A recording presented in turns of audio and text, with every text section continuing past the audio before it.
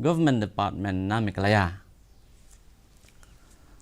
Muay Thai Association of Meghalaya MTAM mentagasngi kalapamnaya sangut kinoyala kai kinisimbanta hakalumpung IFMA World Championship jong top senior men and women kabanlong ha Bangkok Thailand nadu ka Sautarik hadu ka kalaitrik ujamang kinisimbanta kibanlet yakun sagate kalumpung kikantop ya ulapan size imle bat upen ne bor melemngap hakajingkhia ka ba 20 kilo u Edelbert rendong sngi hakas prapasan kilo bat uskambor lang marwen hakasan puai kilo an sanran lang yaki da arnu ki coach kata uba Angela Sun bat uba pensuk lang Sumer.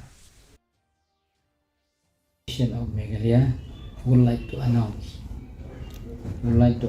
regarding the players who will take part in the World Championship, which will be organized senior men and women in the Thailand from 4 to 13 of May 2023.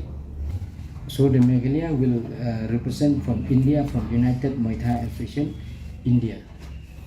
Participants, there are 4 participants and 2 referee and judges. And referee is Master Angelo Sun.